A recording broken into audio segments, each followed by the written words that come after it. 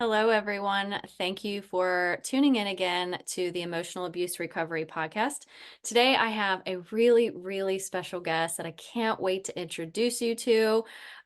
She is going to be giving a different spin and a different take on experience that maybe you have felt in your life. I'm always focusing on emotional abuse recovery when you're dealing with a toxic and narcissistic relationship. And my guest is going to give us some inside information and different validation for those of you who've gone through something a little bit different. So, if you could go ahead and introduce yourself to everyone.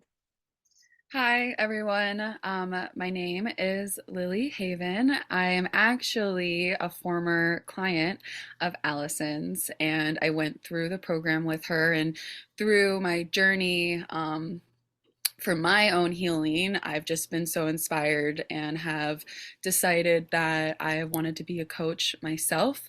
And so my main focus is going to be parental narcissistic abuse because even though I've gone through abusive relationships in the past, I realized that it's kind of stemmed a little further from that, and it really was from unfortunately, like, my mom. And so I just wanted to be able to, like, heal myself and also help others heal from that type of abuse. So, Thank you so much for being here. That is so amazing because, a lot of times when we end up in narcissistic or emotional abusive toxic relationships as adults, as you know, we yeah. don't realize that this comes from such a deep programming part of our childhood, right? So I'm so glad you're here because I think you can bring some light, shed some light on some areas that maybe some people don't even know they've been narcissistically abused. Maybe they don't even know their parents have these kinds of traits, and it's Yeah. just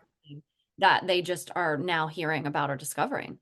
I mean, that was something that I went through myself. I mean, when I was a child and even into like my late teens and when I was 18 and early 20s, I mean, my mom was so involved in my life that I wasn't really understanding the extent of the abuse that I was enduring. And it wasn't until I was actually separated from her, like, I separated myself from her and ended that kind of relationship, that I was able to reflect and be like, wow, this has taken so much more of a toll on me than I even realized. So no, you don't always see it like when you're in it, Mm. but Can you tell us a little bit about that? Like, when obviously and I know what you're saying, you don't see it when you're in it, but there had to be a point where you felt like the toxicity was so much that you had to separate yourself. So can you kind of give us a little kind of paint a picture of what that was like? yeah, I mean, and I want to say that, like, you do kind of feel like something's wrong. I mean, you have the anxiety, or you have like the depression, or you have like these, not great feelings, but you can't like pinpoint it. So you're not like connecting what is like actually the issue. For me, like, my breaking point was I was about 21 years old. I was in my third year of college at Kansas State University, and my mom, she had, been abusive like my whole life, but she does, certain things where she'll blow up my phone, and if I don't answer, she'll like turn off my phone. And I was under her phone plan.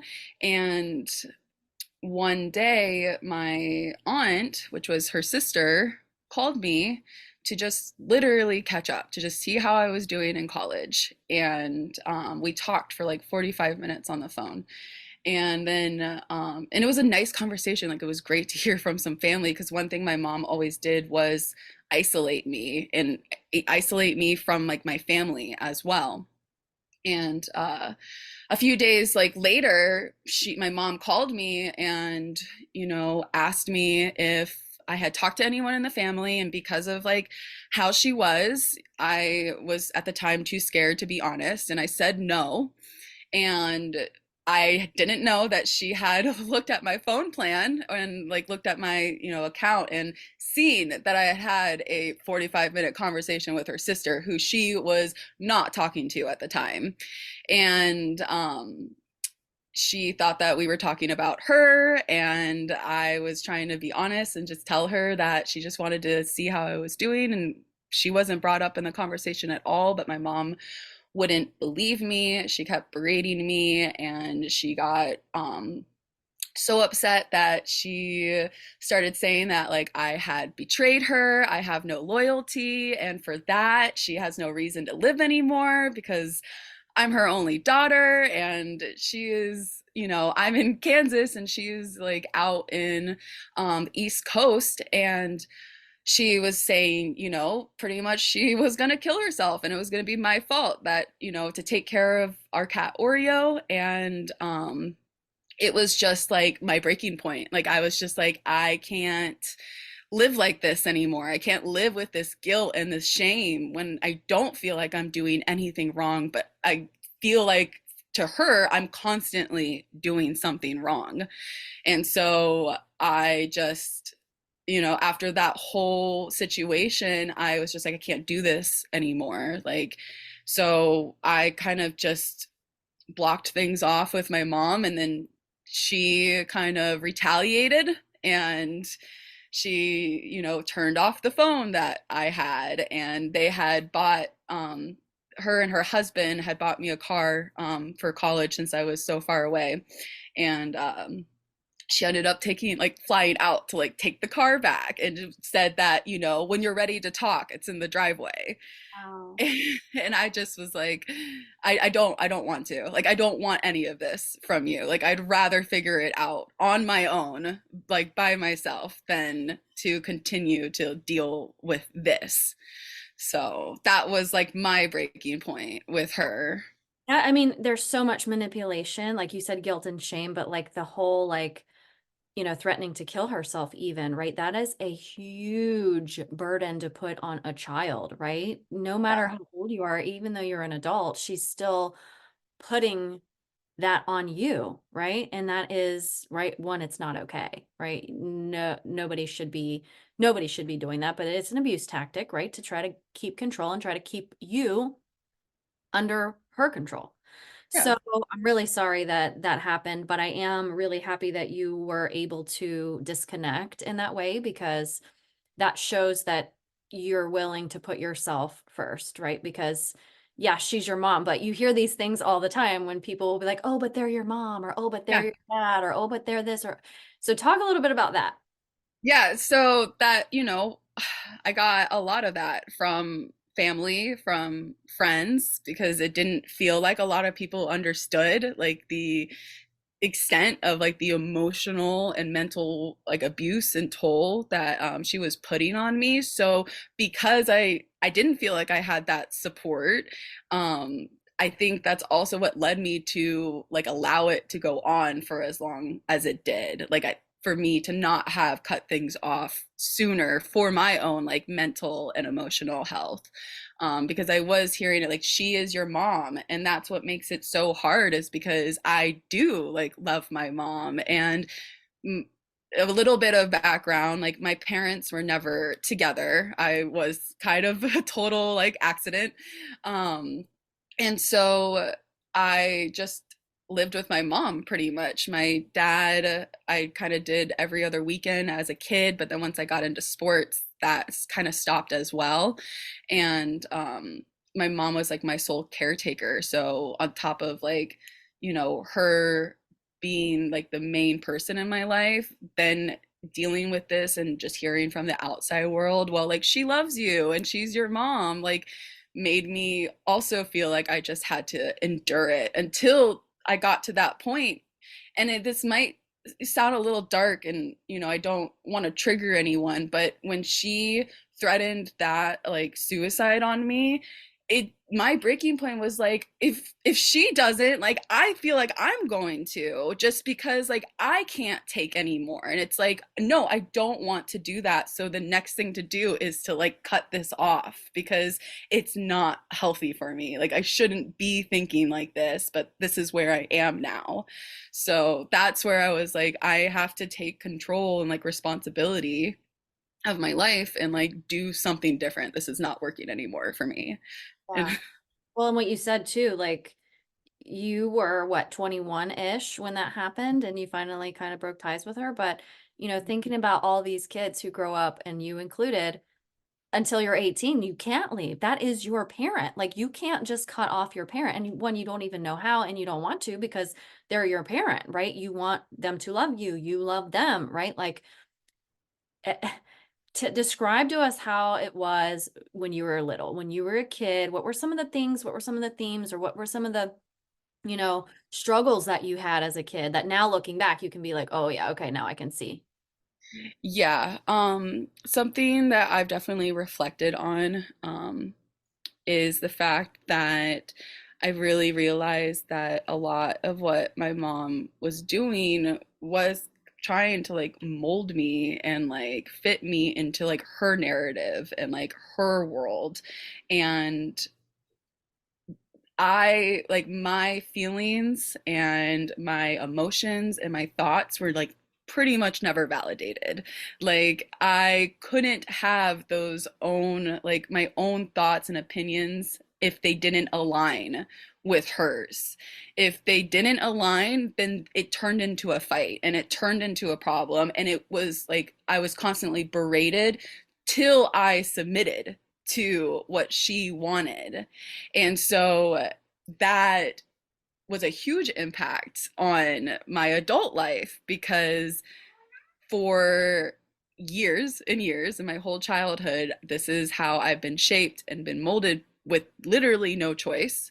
There's no way out. And now that I am out in the real world and on my own, I am stuck with these ingrained neural pathways of how to react and how to adapt. And a lot of it was being submissive and trying to be a people pleaser. And um, that did cause a lot of issues for me, because it wasn't, aligning with who I truly am. And now I have all this work to do to kind of unlearn that. And, that's where my journey has like taken me pretty much.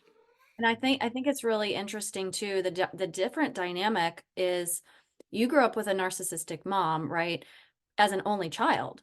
Yeah. Versus some people grow up with narcissistic parents and there's multiple kids. And so a lot of times they talk about like being the scapegoat, being the golden child, right? All of those things.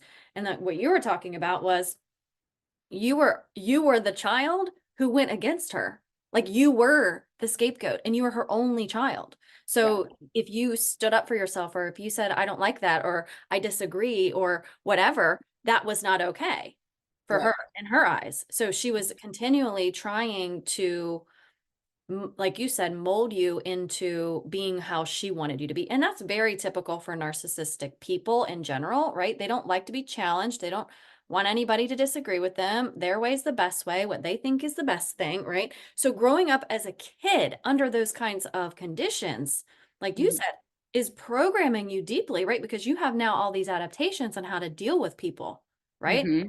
So what were some of the things that you felt like, you know, what was one of the most difficult things, I guess, for you as an adult to start to reprogram, start to challenge those thinkings or those thoughts about? Yeah, I think the biggest and like the most difficult thing is definitely like being a people pleaser and like and wanting to like fix, because I so desperately like wanted to like make my mom happy, and make her proud. And as an adult, I wanted to like see the people I loved to like be happy. And I took on a lot I took on a lot of the responsibility of other people's emotions when they got upset. And I felt like I had to fix it. And then I would dwell in this space of I should have said things differently, or if I would have just done something differently, or if I could have just done this, like it would have fixed things, instead of being able to like be present in like the reality of what's going on, and that, everyone's emotions are like separate from like your actions. Like how people react to things is completely separate from your actions and like reactions. And that's something that has taken me like a long time to like unlearn. But I have to say that like the love process and what our coaching has done, like has really just, what's the word, like not quickened, but just like progressed, Yeah. yeah, that change in me to like really understand that fixing, like trying to fix something doesn't actually fix the problem. It's just really focusing on your reactions and your emotions rather than trying to change someone else's. So that Yeah, was like like the narcissistic people are the people who need this work the most, right?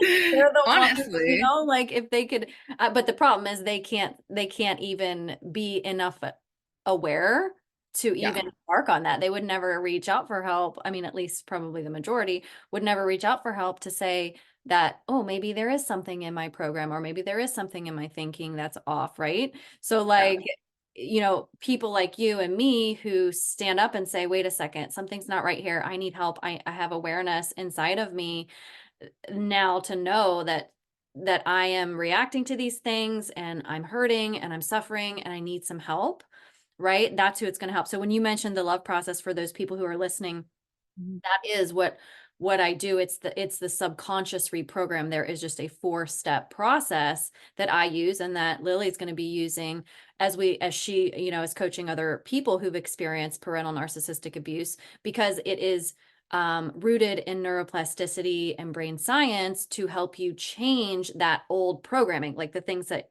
you were just talking about, all of that like deep programming that we don't have control over as a kid, right? Like when we're born from age 0 to about 8 or 9, we are being like, we're like little sponges. And so everything that our parents are telling us, all the behaviors, the looks that our mom gave us when we didn't do something we were supposed to do, all that stuff creates programming. And then before you know it, you're an adult and you're in a toxic relationship with somebody and you're like repeating, trying to get the love back, like looking at the wounds in yourself are being reflected in this other person because of your childhood.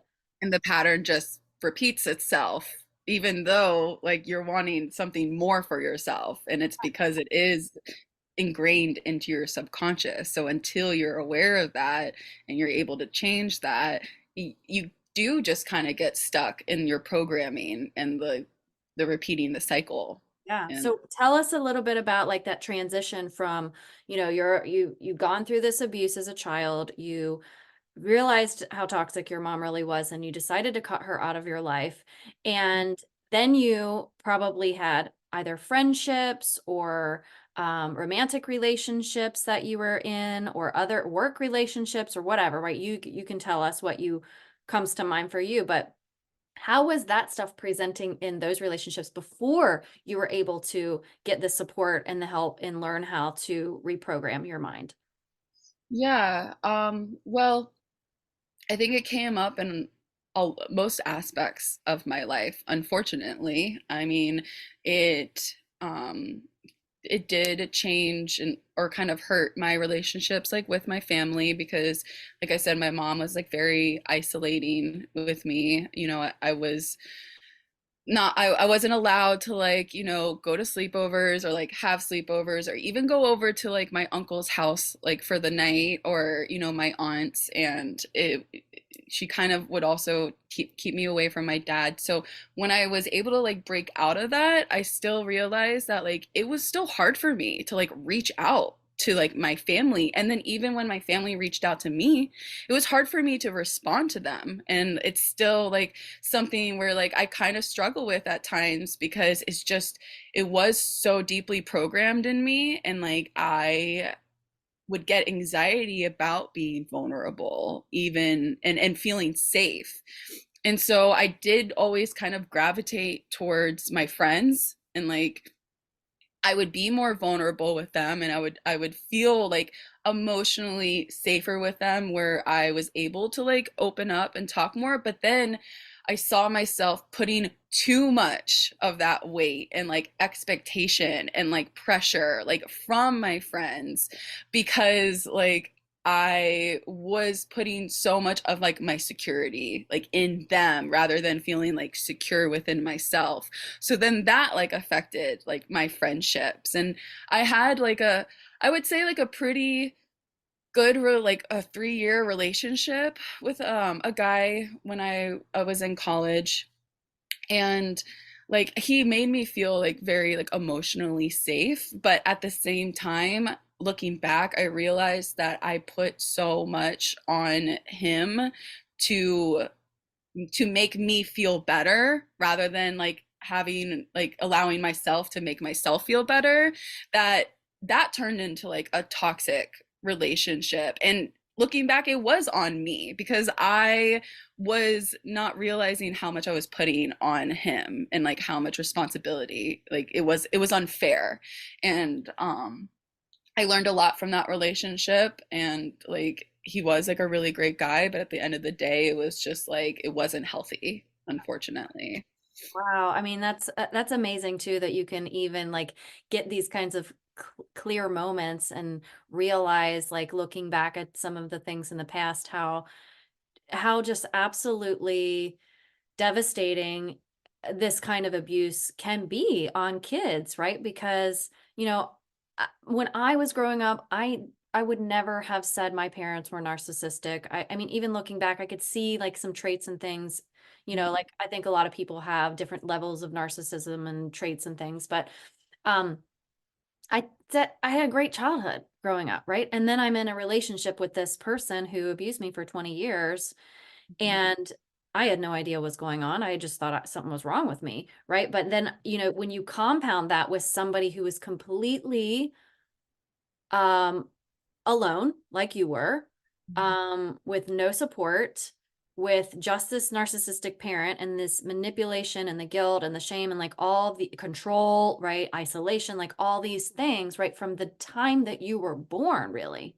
Yeah. Oh, that's like and you use the word unlearning, and that's exactly what you've had to do. And one, I'm so proud of you because you've done the work and you've done so much to help yourself Thank you. because awareness is the first step, right? Seeing these things, right? And now you can actually look back and connect even more dots and be like, oh, okay, I know now that this has to start with me. This has to start inside of me, right? Because Yeah. you want to get into new relationships or you want to maintain relationships or whatever, it's knowing, being aware of what's happening inside of you. And anybody who's listening to this, if they've heard any other episode of my podcast, they know that your emotions come from your subconscious mind.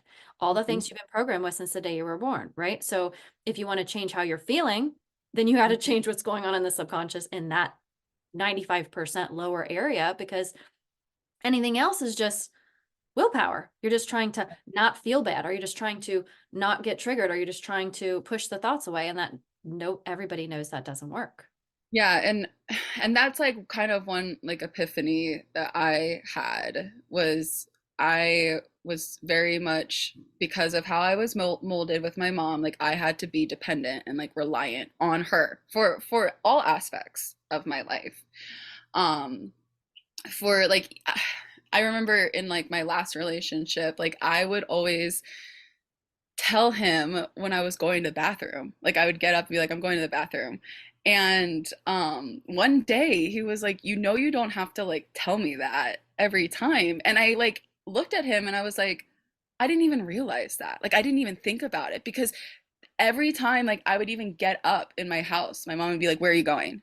And like I would have to essentially like report to her and be like, I'm going to my room or I'm going to the bathroom. And like so I would announce where I was going with like hanging out with friends or like being in a relationship. And like that, when it wasn't until he asked or told me like, you don't have to tell me like you're going to the bathroom, and I was like, oh, that's like part of like my subconscious programming. Like I didn't even realize that I was doing that, and that like I don't have to do that. Like I can just freely walk around. Right. It's like so ingrained, it turns into autopilot.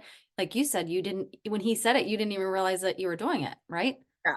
Because it's so automatic and that's what your brain does. It turns, and that was probably a trauma adaptation for you also, because what happened is if you didn't announce or tell your mom, she Mhm. trained you basically, conditioned you in a way. So she wanted to know where you were going to be, where you were going at all times, right? To maintain her level of control so she didn't have to feel anxiety, right? Even if we were in the house together. Yeah. Yeah. Yeah. So then you just continue to do that throughout your life Yep. because this will keep me feeling safe if I do it, right? Even though on a subconscious level, that's not, you didn't really realize that or know, but your brain was trying to protect you, trying to keep you feeling safe because if you didn't do it, there was probably going to be a lecture or a punishment or a It's yell like or beratement, yeah, like, you know. just treating you in ways that you didn't deserve to be treated. So when Yeah. dependent and reliant, like you mentioned that, like being conditioned to be dependent and reliant on someone else for Hmm. every aspect of your life, they become the authority in your life, right? Hmm. So, how hard was that? Because I mean, I'm hearing this story and I know a little bit about your story, but I'm hearing this story and then I'm like, but you went off to college and you cut your mom off and then like you're totally independent right now. Like, so Yeah. how did you go? How did you like do that? Yeah. So it's been a long road.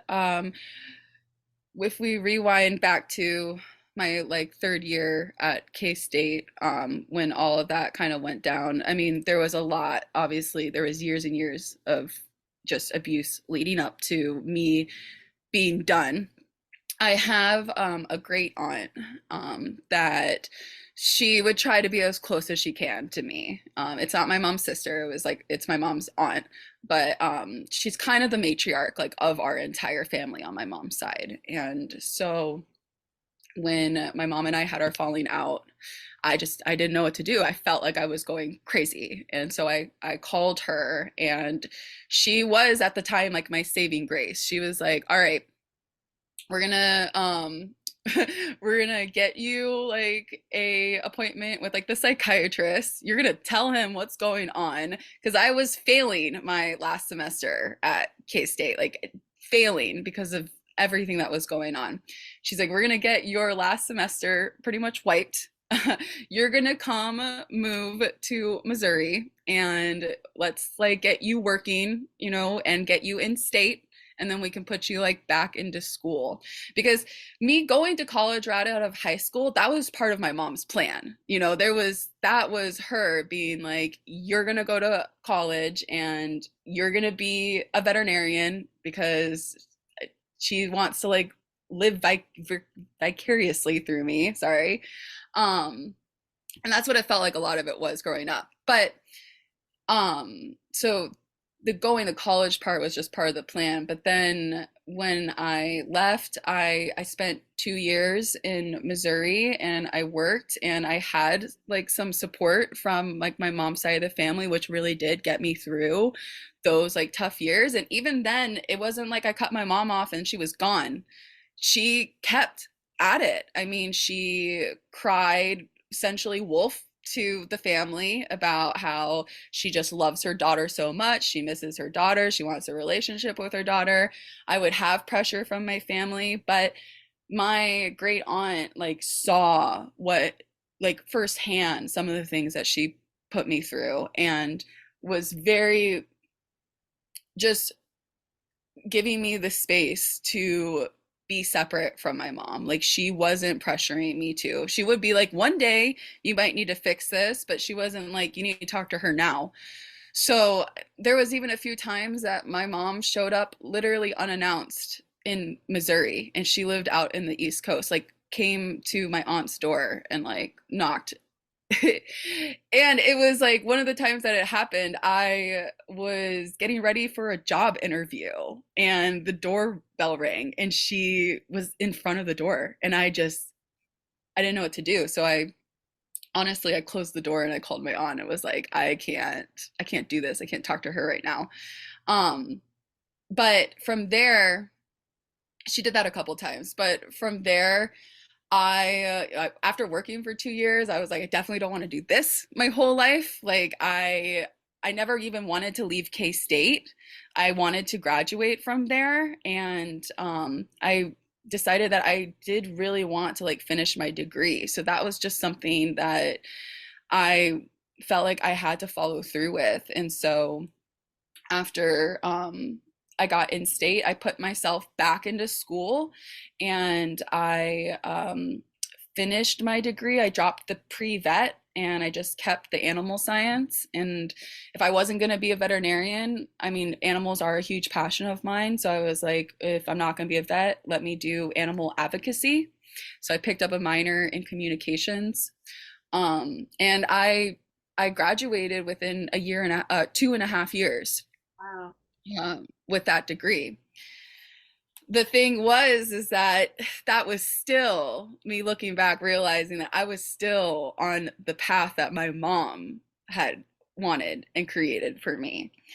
And one thing, the my two huge passions in life have always been animals and like music, but music had always felt like unattainable for me. That was just, I was in survival mode, and like I was never going to be able to afford the luxury of like pursuing this passion for music.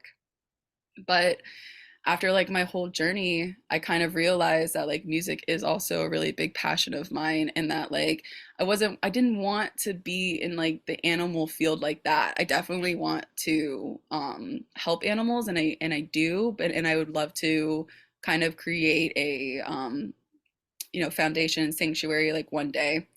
But my other big one is just like pursuing music. And my point is the fact that like it wasn't until I was able to get away from all of that and to really start learning like who I was as a person, to see that like my passions are important, and like it's not something that you have to wait around for until um you're out of survival mode. Like if you love it, then like you need to go for it regardless of the abuse, regardless of everything. Like your soul's going to feel better about it. Yeah, I really love that. I appreciate you sharing that. Because, you know, I think a lot of times when we're in any sort of narcissistic relationship, in parents specifically, because a lot of narcissistic parents expect you to be how they want you to be, and they want you to go there, follow in their footsteps, or go this route, or become the doctor, or become the lawyer, or become the whatever, right? Like they have this like plan laid out, but what you said was so beautiful that like once you finally were able to get away from it, you can really figure out the person who you are supposed to be, Yep. right? Because it's just almost like someone is like putting all these layers of trash over your beautiful light, right? They're just like layering and layering and layering and layering, and you're like, oh, like it's so heavy to carry Yeah. around what these other people's expectations of me should be. And now you can pursue your passions that are really important to you. And guess what? You'll probably be way better at it because it's important to you, right? Versus somebody who's doing something that they're doing just because their parents want them to do it, right? Or Yeah. they hate it, but they're doing it anyway, right? When you Exactly. like own what your, main core values, life's purpose, passions, things like that, when you own that, of course it's going to come out in a much better way, right? You're not trying to stick a square peg in a round hole. You're actually a living aligned with who you're meant to be and what you're supposed to be doing without all of that trash and all that garbage kind of covering it up. So this your story is so amazing. And the one thing I was thinking about too are there are also narcissistic parents out there. I don't know if you've ever experienced anything like this, but there are lots of narcissistic parents out there who will reject their kids, basically. And maybe you felt that more as a child than as an adult, because I know you said she kept trying to come back. But parents who, like, if you stand up to your parent or you tell them no, or you tell them, I'm not going to do what you want, that the parent then basically shuts them out. Have you experienced anything like that or seen anybody go through that? Um, for me, a lot of the times, like if I were to go against my mom, it just, her style is like hounding and hounding and hounding, and like it's not necessarily the silent treatment, and like the like it is like rejection, because like it's not allowing me to be validated in what I'm experiencing, so that I do feel that feeling of rejection. But it's, my mom's style has always just been like beating a dead horse until like they submit. And I, now that I'm older, I'm able to see that it's not even just me, Yeah. like that she does this with like her family that want to try to have a relationship with her, but the second that they do something that she doesn't agree with, it's constant bereavement until they just submit Wow. to what she's saying, or they have to like kind of cut her off because they don't want to change their emotions or feelings about it. I think though that there's something to be said about that type of like abuse when it comes to like shutting down and like rejection, because I would get triggered by that through other people that I would, if I had an interaction with, and it didn't go well and then they shut down, like I would go into like fix it mode and feeling the need to like pull it out of them. And then I almost in turn was like my mom, in the sense of like berating them to like get it out of them, and like not in like an abusive way, but just being like, tell me, please tell me. And I feel like I've just realized that like if when people do act like that, you just have to like let it go. You can't force and like pull anything out of anyone.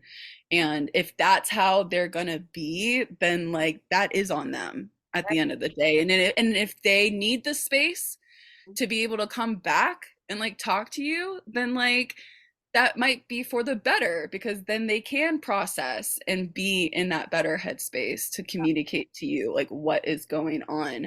But I think when it's used as a tool for like manipulation and abuse, it's for me, it's like I think just stay away from it, like don't engage in that, because it's just going to make you feel worse, you Okay, know. so this is kind of bringing me to one of my favorite topics, which is boundaries.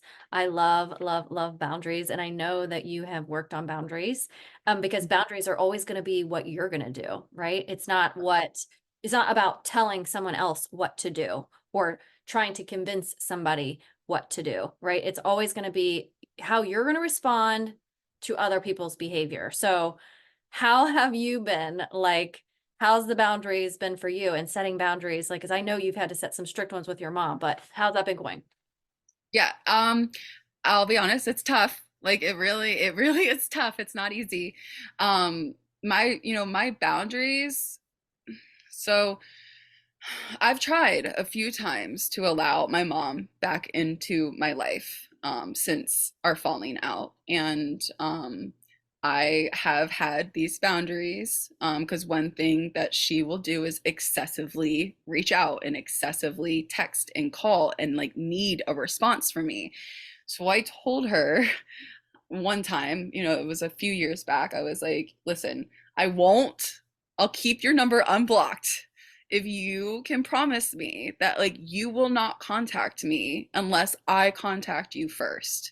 And I even made the agreement, like, let's start with the holidays. I'll reach out to you for Christmas and like, we can maybe have a chat, because I do want everyone to get along and heal. And it doesn't feel good to not have a good relationship like with your parents. But at the same time, I knew the emotional and mental toll it would take. So I had to have these boundaries. And she cannot respect my boundaries, and she would still reach out and call, and I would end up having to block her, and I would be like, I'm blocking you because like you are not respecting my boundaries. And I warned her that. And so for me it was like, if I was gonna have any contact and any interaction with my mom, it did have to be like on my terms of what I was comfortable with, because she will just run with it, and she has her neural pathways are so ingrained and her programming is so ingrained that she doesn't know any other way. And I'm not gonna change that. Like, all I can do is allow what I feel is acceptable and safe for me. And that's what I've tried multiple times. And then she does, she'll cross lines of making a new number to be able to like get through me blocking her, or even go like finding like friends or other people on social media that I'm associated with and like reaching out and even like deep diving and like sending mail to people she thinks that are near me or living with me. And just every time it's just like I make a mental note and be like, all right, you're still not ready to have a relationship with me because of these actions. And then I just keep that distance because that's that's all I can do. I mean, until I see openness to work with me and where my boundaries are, I can't continue to allow her to just cross mine. Well, So, you are doing a phenomenal job because I can't imagine how hard that must be. And I'm sure there are people listening to this right now who are like nodding their heads and, and maybe you can offer some advice to them, like people who've experienced this narcissistic abuse as a child and who maybe are still experiencing it or maybe are just now figuring it out like, oh my gosh, maybe my own parents were like this and I didn't even realize it. And now as an adult, I'm starting to see it. So what kind of advice could you offer those people when they're just learning about it and they're like, "Oh my gosh, I need to start unpacking this and maybe start healing." I mean, I think the biggest thing that comes to mind, particularly with what I felt and experienced, was so much like guilt and shame, like it was consuming.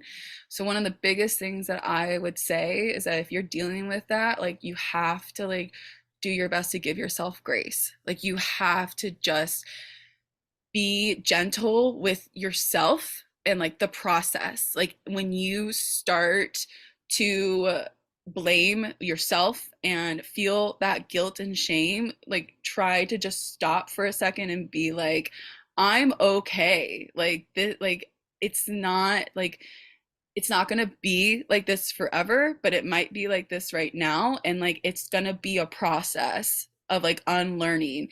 And also, like, it's honestly like this journey has been a really tough journey, but it's been beautiful. It has been a beautiful journey for me, and I have come so far. And like to just have that hope that like if you are determined to like change and like create the life that you do want to live, that like you will get there. It will take time, and it's not going to be easy, but it's going to be so rewarding in the end, and that it is so possible to get there, and just to give yourself a little grace and like keep holding on to the hope. Because like there was even a time in my life where I I like gave up like in the sense of like I it was almost like a physical feeling, like I felt like my light truly like went out in me. And I I didn't even think I wondered if I was even going to get it back one day. And one thing that like one conversation you and I had in my coaching, I expressed that to you and you're like the light never went out. Like it never did. It just was covered. And like as you peel those layers back, you'll see that like even if it feels that way, like your light is still glowing and it's still there, and like it does take work and a lot of effort, but you get so much from it at the end, and you have this perspective that like you didn't have before and that like other people don't always get to have. And it kind of it changes you for the better in the sense of being able to connect to others and connect to yourself deeper. So Wow, that was really beautiful. So thank you for sharing that. And, that's something that I think everybody should do, no matter where they're at on the healing journey, is really just be gentle and kind and give yourself grace. And when you were talking about that, I could not help but hear that like parental version of what you needed talking those words. Like it was almost like reparenting yourself, like give yourself grace and you've got this. And like the way that you needed Yeah. that parent to be, it's almost like you have to show up that way for yourself. Yeah. It's definitely now that like the adult version of myself has to heal my child, version inside me. And that is, in a sense, like kind of parenting because that's the thing is like I didn't feel like I was not that anyone's really prepared, for quote unquote real life, but I definitely didn't feel prepared for like social interactions and like relationships and like I didn't have that foundation. So being completely separated from that and relearning, like I do feel like a child in some ways of being like, yeah, I did have it all wrong, because my mom was the one that taught me and it was it was all wrong. And but I now have the opportunity to like discover myself and like learn like what I need from others and like what I need from myself and like reestablish like my own, boundaries. And it just, yeah, it takes a lot of time, but it's definitely worth it.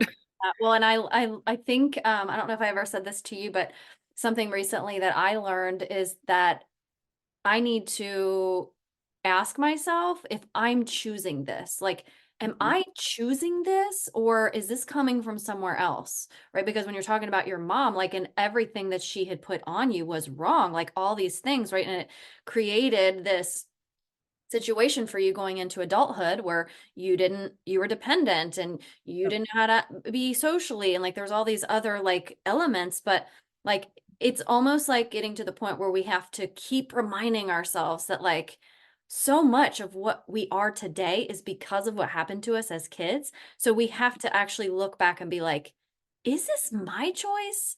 Is Yeah. this my thought? Is this coming from somebody else or is this actually from me?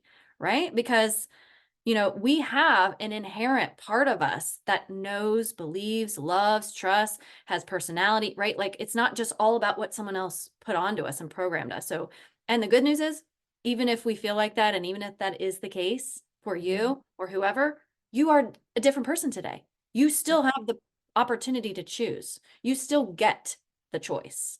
Yeah. No, and that was definitely something that I've had to do like multiple times, a lot of times. If just I realized how so much of my programming was like my mom's voice, like in my head, how I would dress, how I would like act, most everything, like even saying, announcing where I'm going, even if it's in like the same space. And I've had to do a lot of that unlearning and being like, what is truly my voice and what is my autopilot programming? And then that's where like the coaching is so amazing because you're able to sift through it all and what programming you have that doesn't serve you, you are then able to change it so that your autopilot aligns with like your true self rather than the old programming that doesn't serve you any longer. And that's what I think is the most beautiful thing about the coaching is like it gives you the tool to truly align with like your highest self, like if you put the effort into it.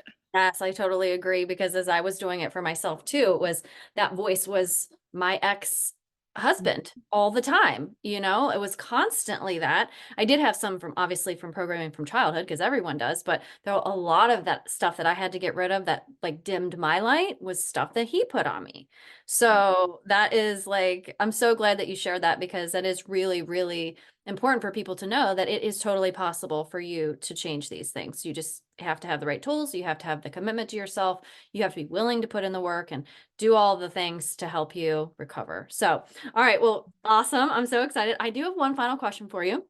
Yeah. I know you listen to my podcast, so you might know this. But I always ask my guests to tell us something that not a lot of people know about you. So, Lily, tell us something. Oh goodness. Okay. Let me Oh man. A lot, because I know a lot of things about you that I know not a lot of people know about you, but if I already know it about it, it's fine. Something that not a lot of people know about me. Well, that shoot. I'm putting Okay. you on the spot, aren't I? Yeah, I'm trying to like think because I'm like I want to say things, but I'm like these are things that people know about me. Like, Your close friends probably know about you, but okay, that's fair. I guess like I absolutely shoot. Okay. Hmm. there's no right or wrong answer here. Yeah, you're right. I mean, I love to collect crystals. That's Okay. like something that like I absolutely love to do, and I love to go mushroom hunting.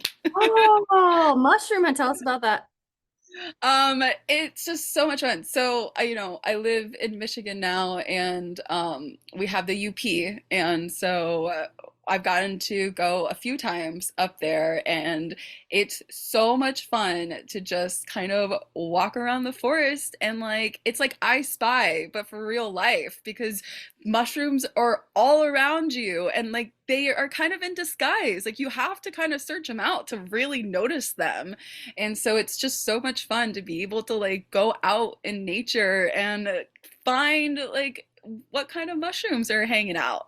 And Have like a way to like, do you have like an app or like a book or like how do you know what they are or just like find them and like discover and take pictures or so normally I'll take pictures and I'll try to look them up later. I have like found like a couple apps, but I haven't like loved them. But there's just so many types of mushrooms out there. Like the knowledge that we even know about mushrooms is like a single star like in the sky. Like there's just so many out there, and like just fungi in general. And so I think it's just the coolest thing because they're just everywhere and like all different types. And so one of my favorite um mycologists, he's like the top mycologist, Paul Stammen. He's the one that really turned me into like wanting to know more about mushrooms because he's just had such an amazing like journey with his like mycology. And one of the things like he's done is like he's found a mushroom that's like able to like filter water, and like we have mushrooms that are able to like break down plastic, and we have mushrooms that can help heal the body. And there's just like you almost have a mushroom for like anything that you need essentially if we just cool. like were able to tune into it. So I have a fascination with mushrooms. Well, and I think we had a discussion once about how like they communicate underground with the trees to help the trees grow in the forest, and it's the coolest. It's literally like their own like computer network, like internet. Like they're all speaking to each other. They're speaking to the trees. They're speaking to the plants. Like they're the kind of the things that like they are the foundation to life, which is just the craziest thing. But they have this like intelligence to them, and it's just yeah, the amount of like knowledge that you can like learn about mushrooms is Right. like feels like unending. That's really cool. And crystals. I love crystals too. And I'm trying to increase my collection of crystals. But I don't have I only have like five right now. So I'm trying to, No, you um, got some good ones. I do have some good ones. Okay. So tell everyone, thank you. One again, thank you so much for being here. Tell everyone how they can find you if they'd like to connect with you. Yeah, so if you want to connect with me, you can follow my Instagram. My tag is the self-motivated hero, and it's going to be my platform for my coaching. I am in the coaching program right now to be certified. I plan on being certified by the end of February, and then I can, actually officially take on clients. So if you wanted to reach out or, ask me any questions or talk a little bit more, you're welcome to, yep, follow me on the Self Motivated Hero.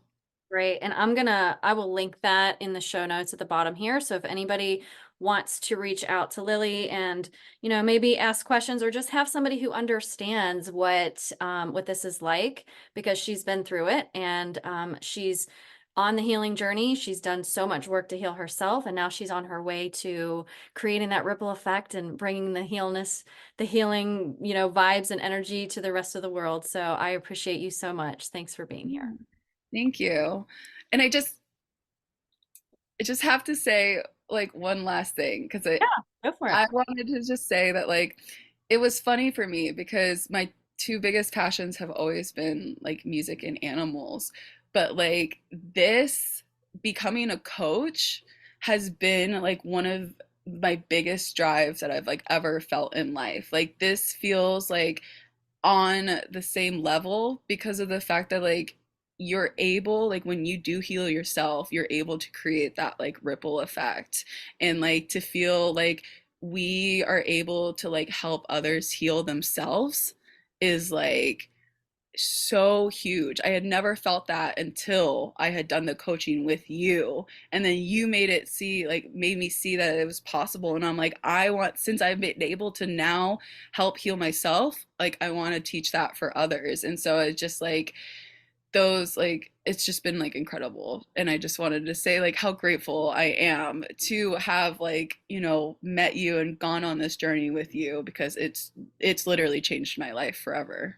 Gosh, thank you so much. You are such a gem and such a beautiful light, and I'm so glad to know you. I consider you my little sister, so I appreciate you so much. Thanks for being here. Thanks. Thank you for being here with me today in the Emotional Abuse Recovery Podcast. I hope you found value here with me. If this podcast episode was helpful to you, I'd love for you to hit subscribe and leave me a review. My goal is to help you go from feeling stuck to set free. You can find me on Instagram and Facebook, and you can check out whentearsleavescars.com for more resources and information to help you with your own emotional abuse recovery. Until next time, here's to believing in